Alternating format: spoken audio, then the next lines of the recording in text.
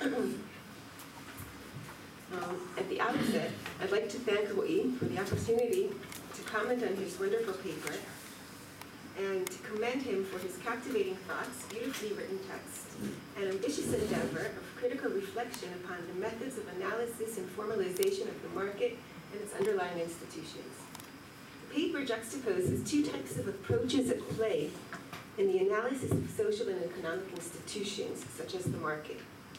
The first is a reductionist conceptual analysis, which is aimed at abstracting away from the complexities of reality and the messiness of intricate, large-scale social institutions in order to unravel their workings at the most basic and universalizable level. The second is a thick contextual analysis aimed at portraying and analyzing particular socioeconomic arrangements in all their richness and multifaceted nature. While reading Roy's depiction of these conflicting impulses and of the shortcomings associated with reductionism and with the conceptual mode of analysis, Walt Whitman's wonderful poem, When I Heard the Learned Astronomer, sprung to mind. When I heard the learned astronomer, when the proofs, the figures, were ranged in columns before me, when I was shown the charts and diagrams to add, divide, and measure them, when I, sitting, heard the astronomer, where he lectured with much applause in the lecture room, how soon, unaccountable, I became tired and sick. Till rising and gliding out, I wandered off by myself in the mystical moist night air, and from time to time looked up in perfect silence at the stars.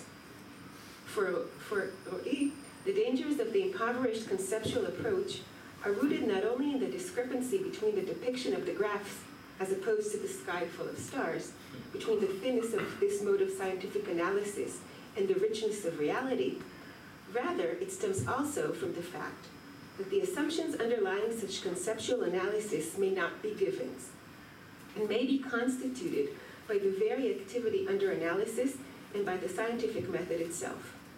Roy uses the example of money to demonstrate how, in light of these shortcomings, abstracting away from context or from too much of the context can be misleading.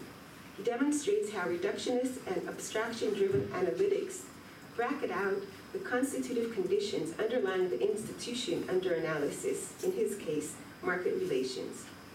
These infrastructures are premised upon social decisions executed through law.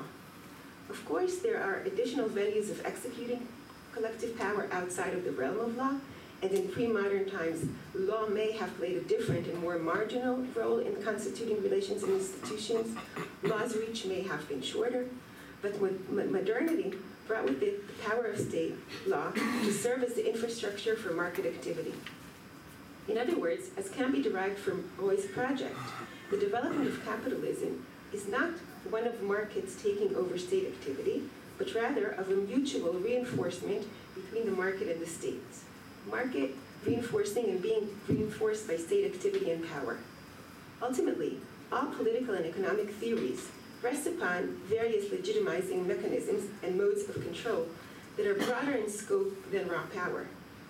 For Roy, in capitalism, the mechanisms of control are intertwined with a legitimizing narrative of free choice. A basic part of this legitimizing story, he argues, is the tendency to view relations in naturalistic terms as if the types of engagements between individuals are completely voluntary in nature. This brackets out the underlying infrastructure of collective decision-making and power relations. Reductionist conceptual analysis, Roy argues, plays a role in this legitimizing enterprise by obscuring the collective decision-making dimensions. Since the geometric space where such collective decision-making takes place in the legal realm, Roy's story is essentially a story about capitalism and the law. In my comment, I would like to touch upon this link between capitalism and the law, and to discuss the market-chosen vision of law that the capitalistic model defends. I would like to demonstrate how in the legal realm, like in the realm of money, abstracting away from context may likewise lead to an impoverished understanding of reality and to a misleading prescriptive theory, thereby expanding the applicability of Roy's arguments to additional domains outside the context of money. In his 1849 essay, The Production of Security, the classical liberal thinker Gustave de Molinari advocated competition in the legal arena, arguing that the free market logic is as valid with regard to the law as it is with regard to other goods and services. The capitalistic vision of law, for which he laid the foundations, advances a market-chosen version of legislation and adjudication. Under this view, market communities, defined as aggregates of individuals engaged in voluntary contractual relations, cooperate spontaneously to achieve law and order, of the type depicted by Professor Lisa Bernstein in her well-known article, Extralegal Contractual Relations in the Diamond Industry. By viewing law through the lens of consumerism and adopting contract as a mechanism for structuring the relationships between individuals among themselves and vis-a-vis legal institutions, the capitalistic model implicitly defends an essentially pluralistic vision of law. The normative variety that could emerge in such a market for law enables simultaneous accommodation of the legal regimes to the needs of many subpopulations. This market-based vision of law also endorses a consent-based type of normativity.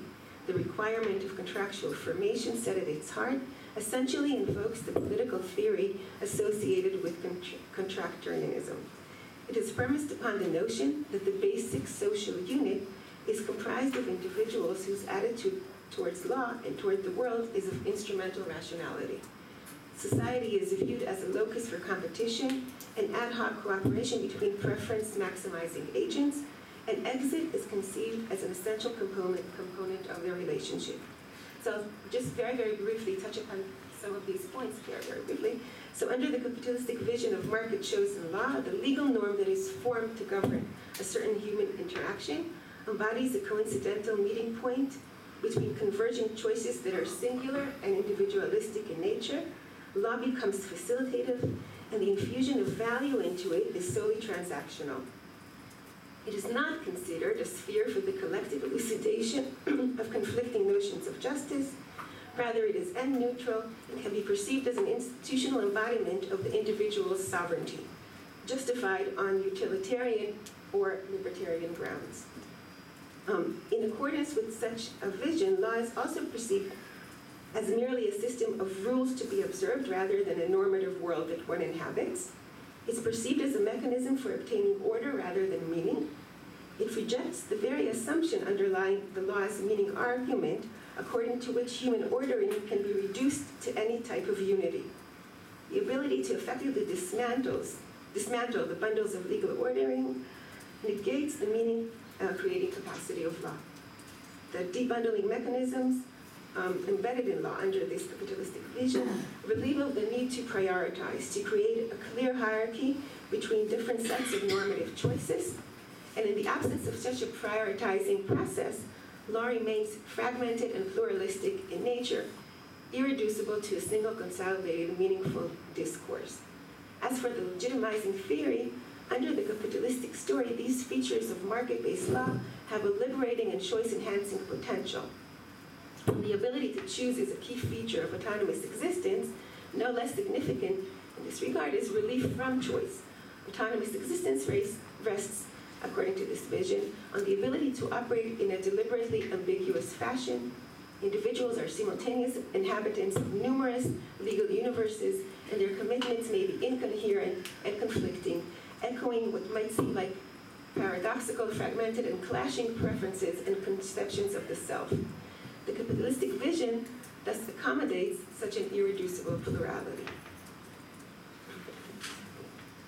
Such depictions of the workings of market legal orders and the conceptual analysis emphasizing their benefit-generating and liberating capacities are all devoid of context, with the result being a masking of the state and communal legal infrastructures upon which real-world market societies typically rely, and the power relations underlying their very constitution.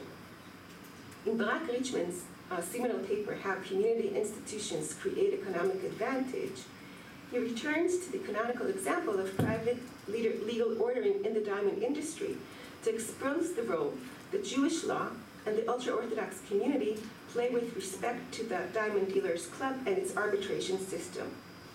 He unravels the diamond industry's reliance upon ultra-Orthodox community institutions for enforcement by showing, for instance, that rabbinical courts are used in order to curb opportunistic behavior in diamond dealings and to secure transactions. As he argues, the DDC's arbitration committee itself occasionally initiates proceedings in rabbinical courts, and this clearly exemplifies the dependency of the diamond industry's market legal system upon that of the ultra-Orthodox community. In other words, the DDC arbitration system presupposes the legal apparatus of the ultra-Orthodox community. It depends upon it for the generation of legal norms, for dispute resolution, for enforcement purposes, for population screening. The very emergence of the DDC arbitration system is rooted in the fact that DDC members not only compose a profit-oriented market community, but rather that they are also part of the ultra-Orthodox community and legal culture at large. This implies importation of the power relations underlying the ultra-Orthodox community and replication in the DDC of the class and religious hierarchies upon which the ultra-Orthodox legal order rests. Such religious hierarchies are part of the reason why DDC members are deterred from turning to state courts in the first place. DDC thus becomes a part of the larger social order which uses religious power relations for regulation. Similar claims have been formulated with respect to the reliance of market orders upon the state and its legal institutions. As established by Talia in her important contribution to the private ordering literature, the state often intentionally seeks a proactive role in the creation of private legal orders and employs various techniques to propel groups to handle their disputes and legal affairs outside of the official legal system. One of the examples she utilizes to illustrate this claim refers to the Diamond Dealers Club of New York.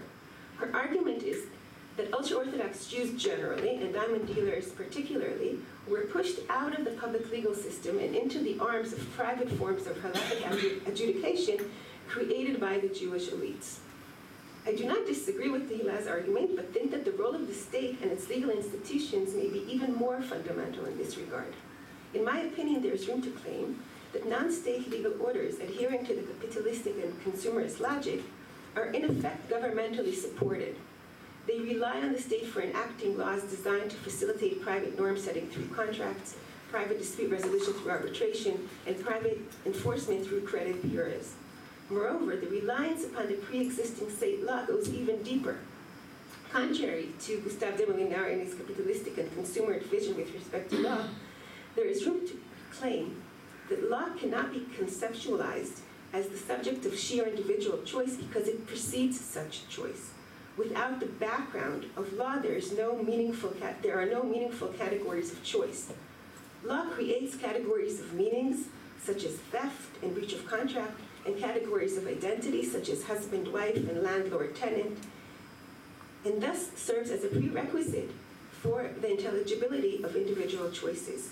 State law, in other words, is necessary as a prerequisite for the creation of such legal categories and for the setting of the legal background against which individuals will have the capacity to choose and judge in any market society, including with respect to legal rules.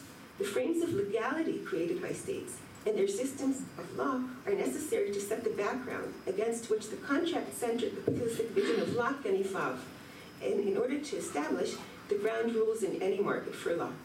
Moreover, the reductionist vision of law under the capitalistic model as a mere product of choice may strip it of its constitutive capacities, altering not only the institution of law itself, but also the human agent operating under it. To conclude, law, like money, is the primary public good in the sense that it is essential for the very constitution of the market. Using a contextualized inquiry, I have attempted to draw attention to the link between the market for law and the state's legal institutions, and to demonstrate the ways in which market legal orders may replicate communal and intergroup hierarchies on the one hand, and the power of the state and power relations within the state on the other. This, in addition to how the capitalistic vision of the market-chosen law alters the very ontology of law, the inner logic of collective associations, and the human subject.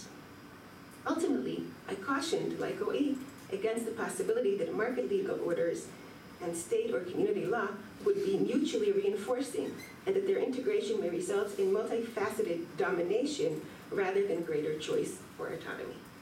I started out with the Walt Whitman poem and would like to end with his words from the Song of the Open Road, which begins as follows: "Afoot and lighthearted I take to the open road, healthy, free, the world before me, the long brown path before me leading wherever I choose." But the paragraph then concludes, "Still here I carry my old delicious burdens. I carry them, men and women, I carry them with me wherever I go. I swear it is impossible for me to get rid of them, and I'm filled with them, and I will fill them in return."